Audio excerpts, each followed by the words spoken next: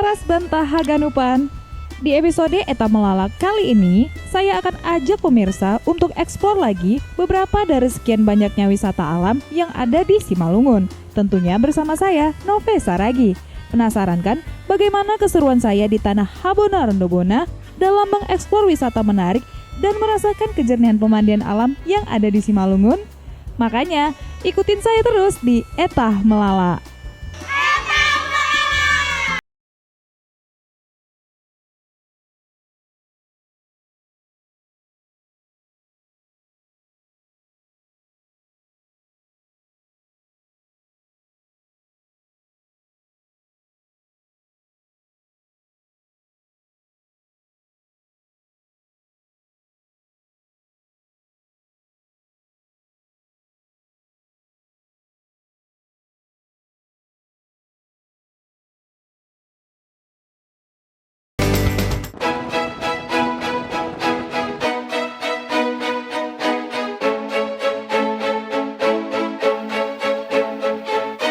Perjalanan saya hari ini dimulai dari sebuah kota yang bernama Perdagangan.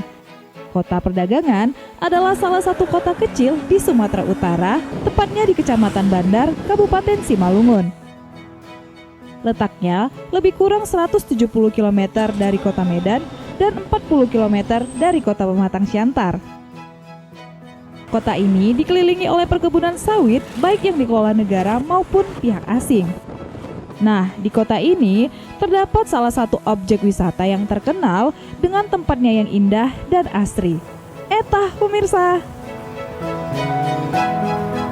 Nah pemirsa, sekarang saya sudah berada di Gapura menuju Kuta 3 yang merupakan titik awal menuju lokasi kita yang pertama. Dan hari ini saya merasa cukup beruntung karena cuaca sangat cerah, jadi saya semakin semangat untuk menuju lokasi kita yang pertama. Dan katanya tempat ini terdapat banyak kera-kera yang menjadi daya tarik utama dari lokasi yang akan kita kunjungi. Nah, daripada penasaran, yuk langsung aja ikuti saya di Eta Melala.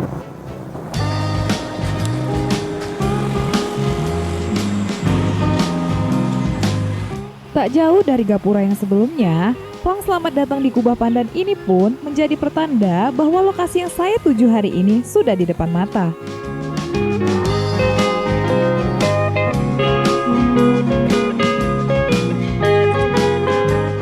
Nah pemirsa, sekarang saya sudah berada di pintu masuk menuju Kubah Keramat atau Kubah Pandan. Tapi biasanya ketika berkunjung ke sini, para pengunjung dianjurkan untuk membawa bekal untuk makanan kera di dalam. Tapi jangan khawatir, karena jika Anda tidak membawa bekal, karena di warung ini sudah menyediakan makanan yang bisa kita bawa ke dalam. Dan saya akan mengambil pisang dan kemudian kita akan bawa ke dalam. Yuk kita beli pisangnya dulu. Bu, pisangnya berapa nih Bu? Satu ikat ya Bu? Saya ambil 2 ya Bu. Yang mana nih Bu? Yang bagus. Berarti 2 30.000 ya Bu? Nih Bu. Dan ini dia pemirsa, pisang yang akan saya bawa turun masuk ke dalam Kubah Keramat atau Kubah Pandan. Tapi menuju tempat ini biasanya kita harus didampingi oleh guide ataupun penjaga yang bisa membawa kita ke dalam supaya ketika kita membawa makanan ini kita tetap aman untuk tidak dikejar-kejar oleh kera. Yuk kita masuk.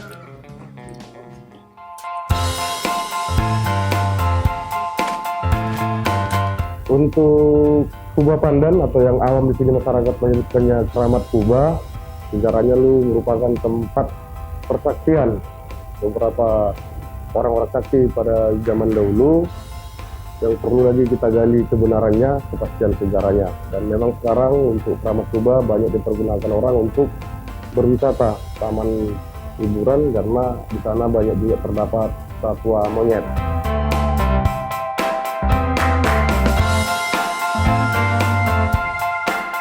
Nah, seperti yang saya katakan tadi, kalau mengunjungi tempat ini, biasanya kita akan ditemani guide ataupun penjaga dari kubah ini. Kali ini saya ditemani Bang Ijul pemirsa. Dan siapa sangka, kedatangan saya dan Bang Ijul seolah-olah sudah ditunggu para kawanan kera di pintu masuk. Wah, cukup menegangkan pemirsa, berjalan diiringi kawanan kera seperti ini. Tapi, karena saya berjalan bersama penjaga, saya merasa cukup aman. Hehehe. Nah pemirsa, seperti yang Anda lihat, kita sudah dikelilingi banyak kera.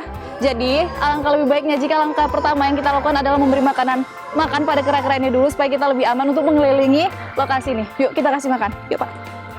Gimana nih, Pak? Peti satu. Gak bisa lagi.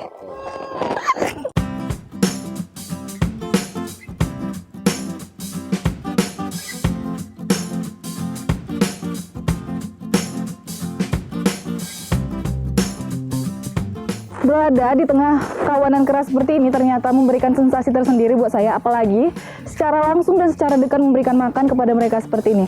Tapi ingat, Anda harus berhati-hati karena sesekali mereka bakal memegang bagian tubuh kita supaya mereka dapat makanan.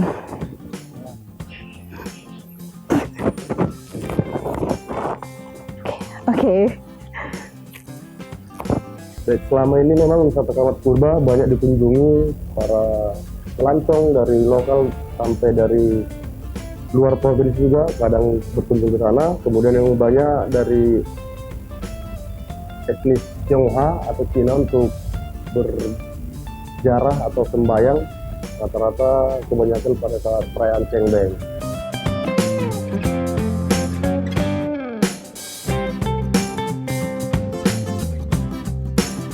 Nah, karena kita sudah menenangkan para kawanan kera ini, mari kita biarkan mereka kembali pada kesibukannya masing-masing, karena saatnya saya melanjutkan kegiatan saya mengeksplor lokasi Keramat Kubah.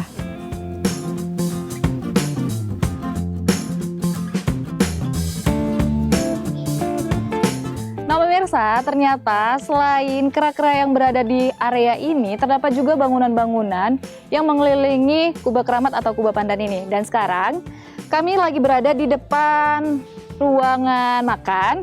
Jadi di tempat ini kita selain bisa beristirahat, kita juga bisa membawa makanan kita ataupun memasak juga di tempat ini. Lalu kemudian kita akan makan di sini sambil menikmati pemandangan yang ada di Kubah Pandan atau Kubah Keramat ini.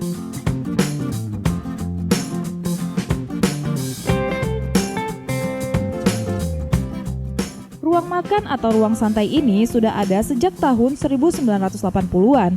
Fungsinya pun mengikuti kebutuhan. Bisa untuk makan atau sekedar bersantai sembari mencari udara segar ketika lelah menaiki sejumlah anak tangga sebelumnya. Setelah dari ruang makan, saya dan Bang Ijul bergegas ke bagian dapur atau ruang untuk memasak. Nah, dapur ini juga dibangun pada tahun 1980-an, namun lebih tua sedikit dibanding dengan ruang makannya.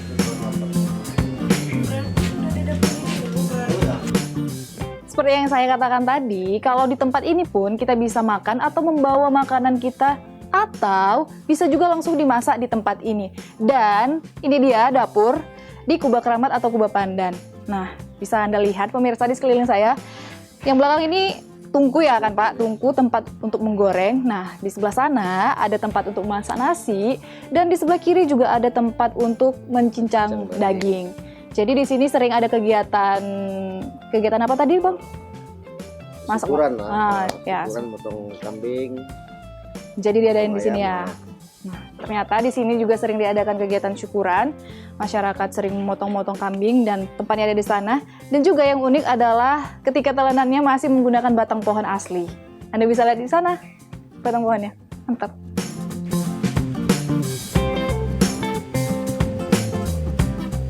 Nah, disinilah tempat berbagai jenis makanan diolah ketika pengunjung atau masyarakat ingin mengadakan syukuran. Ada tungku penggorengan, tungku memasak nasi, meja, tempat duduk, dan juga telanan dari batang pohon. Kita lanjut ke bangunan berikutnya pemirsa. Bangunan ini berada di samping ruang makan dan tepat di depan dapur yang baru saja kita datangi. Nah ini dia pemirsa yang merupakan rumah persaktian Sitorus Boltok yang ada di Kubah Keramat atau Kubah Pandan. Dan informasi yang harus saya bagikan adalah ternyata bangunan-bangunan yang ada di tempat ini merupakan sumbangsi dari pengunjung yang berdoa ke tempat ini lalu merasa doanya sudah terkabulkan. Jadi mereka memberikan sumbangan untuk membangun bangunan-bangunan ini. Dan ini, rumah ini merupakan sumbangsi dari marga Sitorus Boltok. Namun, karena sekarang dana untuk renovasinya juga sudah minim, maka rumah ini sampai sekarang masih dibiarkan untuk seperti ini dulu. Dan kemudian ketika sudah ada dananya, baru akan dirawat kembali. Dan sebenarnya tempat-tempat atau bangunan yang ada di tempat ini pun tetap dirawat. Namun karena memang untuk dana renovasi belum cukup, maka rumah persaktian ini dibiarkan terlebih dahulu seperti ini. Tapi yang harus saya akuin, rumah ini terlihat juga cukup indah karena memang gorga-gorga Batak yang menghiasi rumah persaktian ini masih cukup terlihat jelas seperti ini. Jadi tidak mengubah keindahan dari rumah ini.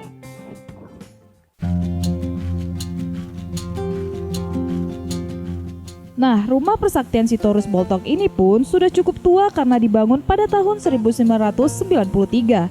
Kita doakan semoga rumah persaktian ini segera mendapat dana dan bisa direnovasi kembali ya pemirsa.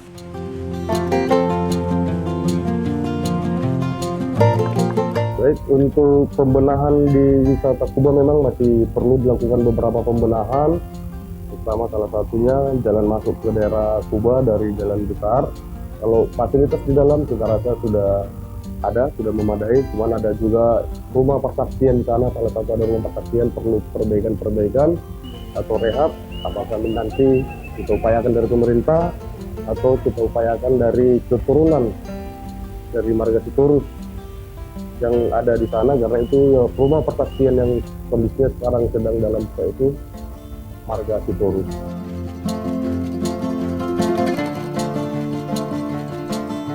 Yang selanjutnya adalah pusat bangunan, yaitu kubah. Bangunan ini merupakan bangunan tertua di lokasi ini karena dibangun pada tahun 1952. Bangunan ini banyak mendatangkan wisatawan baik lokal maupun mancanegara. Uniknya, bangunan ini berdiri tegak dengan beberapa bangunan yang kental dengan masyarakat Tionghoa berupa tempat pembakaran dupa ataupun kertas, yang juga masih merupakan sumbangsi dari para pengunjung.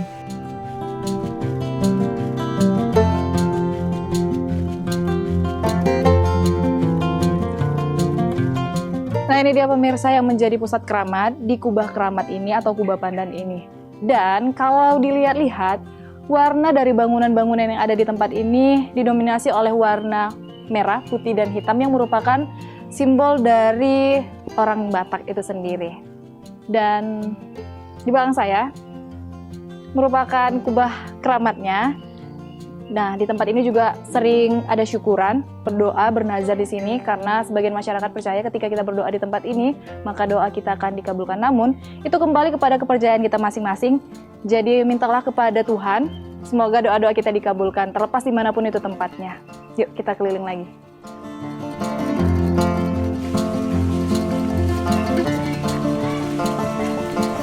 Kita lanjut ke bangunan berikutnya pemirsa. Nah, bangunan ini merupakan bangunan yang belum begitu lama dan baru direnovasi di tahun 2000. Bangunan ini biasanya juga dijadikan tempat berdoa oleh sebagian pengunjung. Pada bangunan Sopo terdapat duplikat tongkat, ultop atau tulpop, gajut atau tas milik dari Datu Parulas Parultop. Dan mari kita tuju bangunan terakhir di Kubah Pandan ini pemirsa. Bangunan ini berada di atas bukit kecil dan merupakan bangunan tertinggi yang ada di lokasi ini. Para pengunjung pun harus trekking sekitar 7 menit untuk bisa sampai di lokasi. Nah, pemirsa, untuk memasuki kawasan ini terlebih dahulu kita harus membuka sepatu agar tetap bersih dan terjaga. Ini dia satu lagi bangunan yang dianggap masyarakat cukup sakral di lokasi ini. Sekilas, monumen ini seperti asli ya pemirsa. Di tempat ini, banyak masyarakat yang juga berdoa dan bernazar. Terlihat dari sekeliling bangunan yang terdapat mangkuk-mangkuk berisi air perasan jeruk dan sebagainya. Dan sekali lagi, apapun kegiatannya, semua kembali kepada kepercayaan kita masing-masing ya pemirsa. Jadi pemirsa, hal yang harus saya bagikan adalah ternyata pada awalnya monumen ini merupakan pohon atau kayu raja yang sudah berusia sekitar ratusan tahun. Namun untuk tetap menjaga sejarah, maka pohon itu pun dibangun semacam ini dan membentuk monumen yang merupakan bangunan permanen pada tahun 1980 untuk menjaga sejarah yang merupakan tempat terakhirnya Datu Parulas Parultop.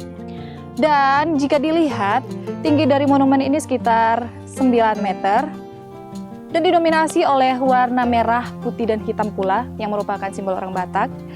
Tapi perjalanan saya belum berakhir sampai di sini karena saya masih akan mengajak Anda untuk mengeksplor lagi-lagi tempat wisata yang menyegarkan. Kita akan seru-seruan di sana. Jadi tetap terus ikuti perjalanan saya di Etah Melala.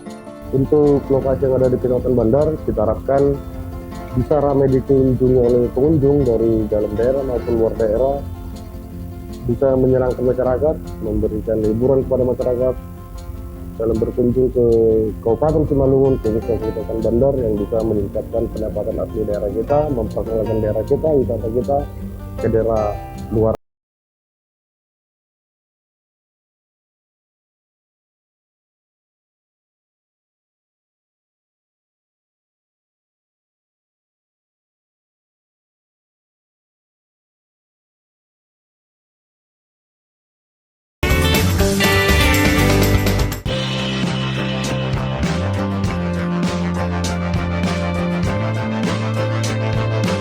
Kita lanjut eksplor lagi pemirsa. Dan masih di Kabupaten Simalungun. Mendekati lokasi, mata saya segar disuguhkan oleh pemandangan persawahan milik warga. Wah, adem ya pemirsa. Hehehe.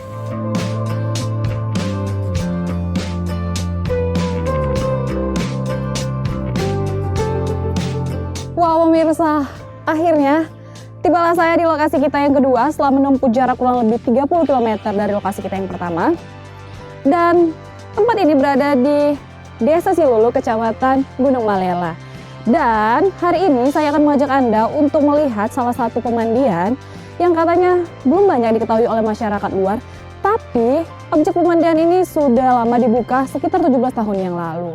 Dan seperti apa penampakan dari pemandian yang sangat menyegarkan ini? Yuk kita lihat secara bersama-sama. Etah.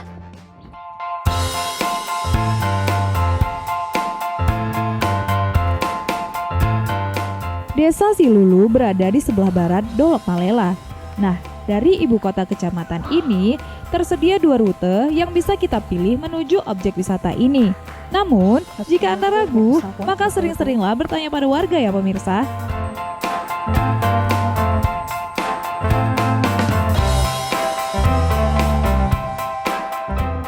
Nah, jika kita menempuh jarak 30 km dari lokasi kita yang pertama, namun buat Anda warga Siantar yang ingin berkunjung ke tempat ini, Anda hanya perlu menempuh jarak kurang lebih 17 km saja. Dan akses jalannya pun terbilang sudah cukup baik karena sudah bisa dilalui oleh kendaraan beroda 4 maupun beroda 2. Namun, jika Anda tidak memiliki kendaraan pribadi, wah, rasanya harus menyewa ya pemirsa, karena kendaraan umum belum ada yang menuju ke lokasi ini. Tapi kenapa saya memilih berjalan kaki dari Simpang? Karena Kecamatan Gunung Malela ini berada di ketinggian 1453 mdpl dan menjadikan suasana ataupun udara di sini cukup segar. Jadi sekalian berolahraga menghirup udara segar di desa ini. Yuk lanjut lagi.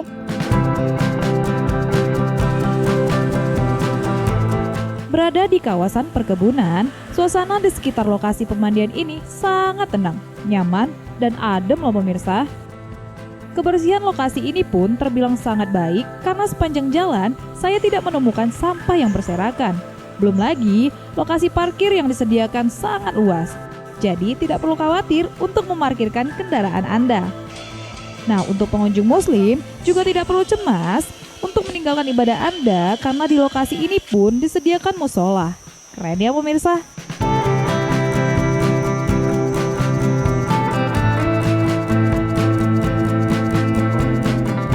Dari parkiran saja, sebenarnya kita sudah bisa melihat seperti apa pemandian Mbah Silulu ini. Namun, tak sah rasanya berkunjung ke pemandian jika tak merasakan langsung kesegaran airnya. Dan kita hanya perlu menuruni kurang lebih 20 anak tangga saja untuk sampai ke kolam pemandiannya.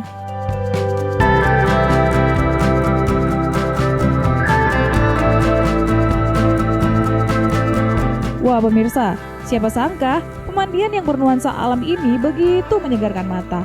Karena katanya, air yang ada di pemandian Mbah Silulu ini bersumber dari mata air mineral loh. Wah, pantas saja airnya terlihat begitu jernih ya pemirsa. Hal lain yang membuat pemandian Mbah Silulu ini berbeda dengan pemandian lainnya adalah selain menawarkan kolam mata air, pemandian ini juga menyediakan kolam renang permanen. Itulah sebabnya Destinasi ini tak hanya didatangi masyarakat sekitar, namun juga dari luar kota. Di kolam ini pun disediakan wahana perosotan yang bisa dipergunakan anak-anak bermain air bersama teman-temannya. Namun, perosotan ini hanya akan dibuka di saat hari merah karena biasanya pada hari liburlah intensitas pengunjung yang akan lebih ramai. Lokasi ini pun sangat teduh karena di sekeliling pemandian ditumbuhi banyak pepohonan rimbun. Jadi, berenang di tempat ini tidak akan membuat kita kepanasan, malah semakin menyenangkan. Dan saya memilih menikmati suasana nyaman ini terlebih dahulu sebelum basah-basahan. Hitung-hitung pemanasan pemirsa. Hehehe.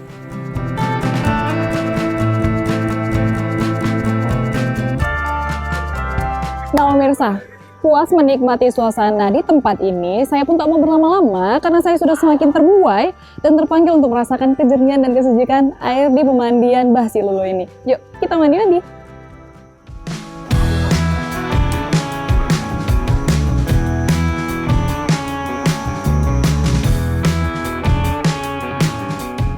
Dan swimming time pemirsa.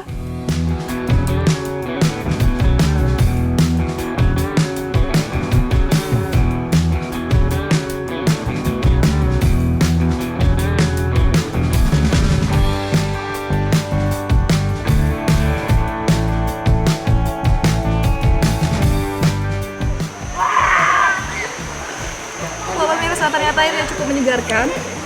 Dan jika Anda hobi berfoto ataupun membuat video underwater, Anda bisa membawa peralatan canggih Anda ke tempat ini karena selain airnya menyegarkan, airnya pun cukup jernih.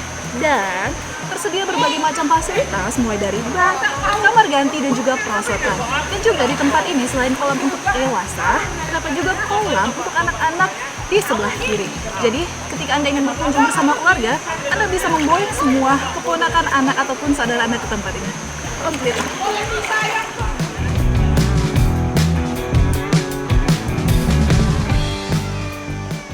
Wah, paket lengkap ya pemirsa. Kamar ganti, ban juga perosotan, serta pendopo yang bisa kita gunakan untuk meletakkan barang-barang bawaan kita bisa kita dapatkan dengan harga yang cukup murah di tempat ini. Pantas saja ramai pengunjung yang berlibur ke sini. Kalau pemirsa, walaupun sudah dibentuk sedemikian rupa, sudah dikeramik pinggir-pinggirnya, namun ternyata dasar dari kolam ini adalah pasir. Dan kedalaman kolam di tempat ini juga bervariasi. Jika kita berenang sedikit ke tengah, maka kedalaman kolam sebatas bahu orang dewasa. Dan jangan khawatir jika Anda tidak bisa berenang, karena seperti yang sudah saya katakan sebelumnya, terdapat fasilitas berupa ban yang bisa disewakan dan bisa Anda pergunakan sepuas Anda di tempat ini. Berenang lagi. Benar-benar recommended untuk didatangi pemirsa. Airnya yang jernih dan segar, fasilitasnya yang cukup lengkap, retribusi yang murah. Wah, rasanya sayang sekali jika melewatkan kesempatan untuk bersenang-senang di tempat ini. Saya merasa beruntung bisa menghabiskan waktu di pemandian Bah Silulu ini. Berenang ke sana kemari di air yang segar seperti ini, seperti tak ada lelahnya pemirsa. Bagaimana? Tertarik mencobanya? Harus ya pemirsa.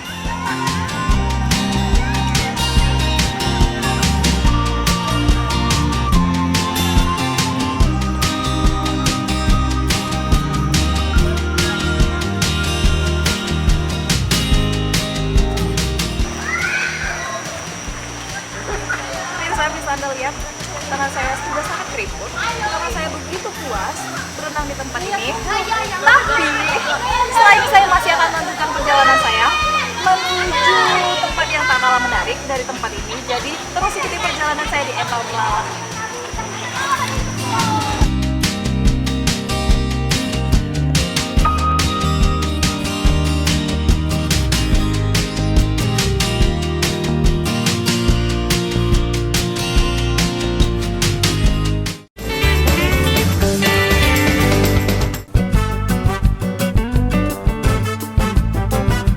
Kita lanjut lagi pemirsa.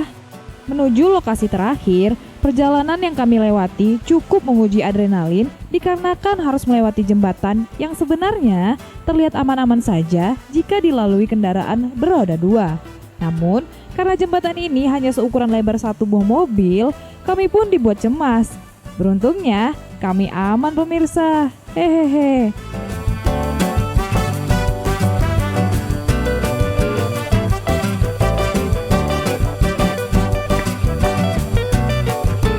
Nah pemirsa, berbicara tentang lokasi wisata yang berupa pemandian di Kabupaten Simalungun, seperti tak ada habisnya. Setelah tadi kita mengunjungi salah satu pemandian yang ada di Kabupaten Simalungun, kali ini pun saya masih akan mengajak Anda untuk melihat kejernihan dari pemandian alam sejuk atau yang lebih dikenal dengan timuran.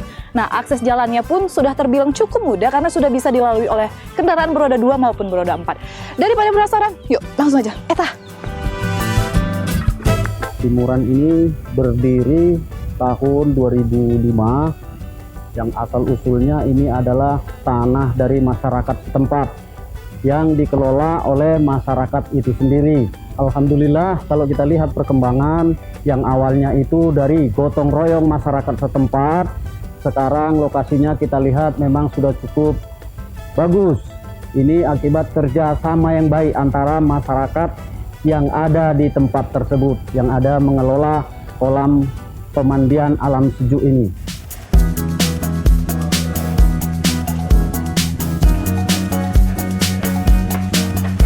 Sama seperti pemandian sebelumnya, setelah dari parkiran, kita hanya perlu menuruni beberapa anak tangga saja untuk dapat melihat kejernihan dari pemandian timuran ini pemirsa.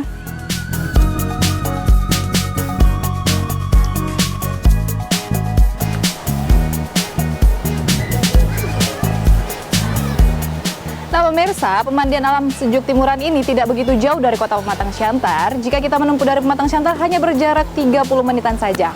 Dan bisa Anda lihat sendiri bagaimana kejernihan air ini dari atas sini. Jadi, berhubung hari juga sudah semakin gelap, saya pun tidak ingin menyia-nyiakan waktu saya. Saya ingin segera berenang. Jadi terus ikuti perjalanan saya di Eta Melala.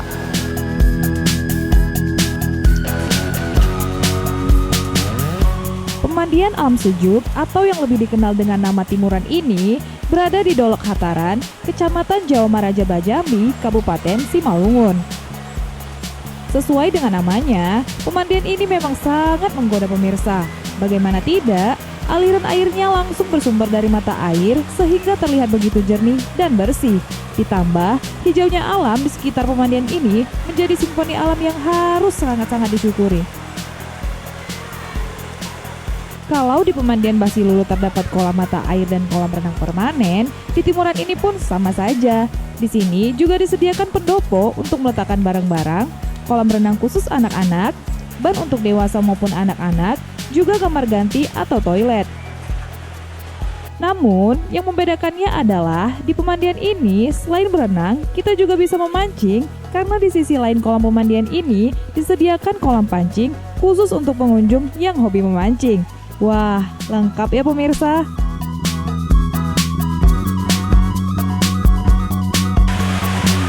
Namun, mendatangi lokasi ini, cuaca kurang bersahabat pemirsa. Tiba-tiba, rintik hujan datang perlahan membasahi bumi. Hehehe. Karena saya sudah begitu penasaran, saya pun coba merasakan kesejukan air di pemandian ini di bawah rintik hujan. Hitung-hitung, biar nggak sia-sia pemirsa. Tapi, walau di tengah rintik hujan seperti ini, air di pemandian timuran ini tetap terlihat jernih loh pemirsa.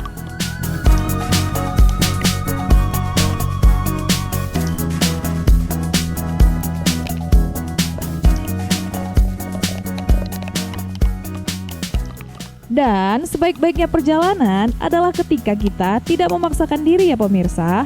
Hujan yang semakin deras akhirnya membuat saya memutuskan untuk naik ke permukaan. Kita cari aman saja ya pemirsa.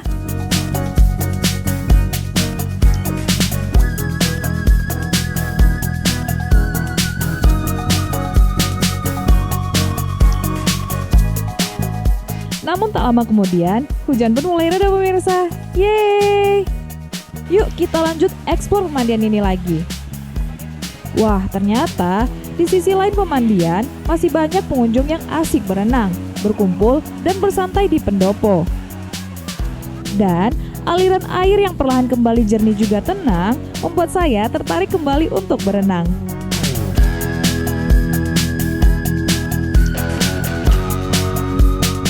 Seperti kata pepatah, habis gelap terbitlah terang. Walau sempat hujan, namun cuaca kembali sedikit terang dan bersyukurnya saya masih bisa menikmati kolam-kolam yang ada di pemandian ini. Beruntungnya.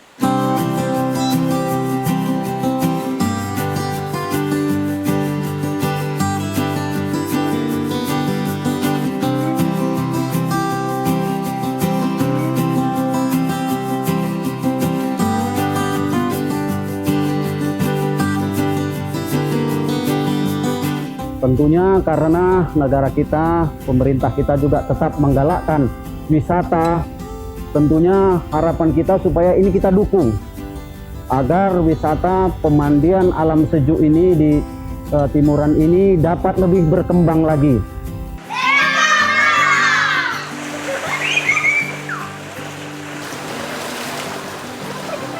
Pemirsa, terima kasih sudah mengikuti perjalanan saya mulai dari awal sampai akhir. Walaupun cuaca tidak mendukung di tempat ini, tapi dibalik itu semua, apapun perjalanannya, apapun cuacanya, kita tetap harus mensyukuri nikmat yang sudah diberikan Tuhan. Tetap terus saksikan Neta Melala dan jangan lupa untuk jaga kebersihan dimanapun kalian berada, dan sampai jumpa di episode berikutnya. Dadah! Oke, 3, 2, 1, ya.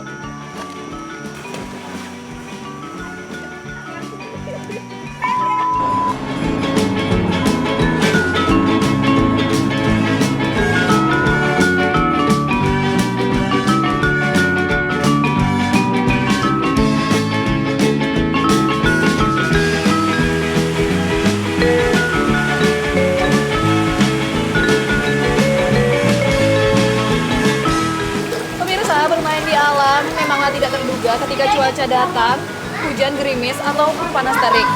Hujan gerimis ataupun panas terik. Hujan gerimis ataupun panas terik.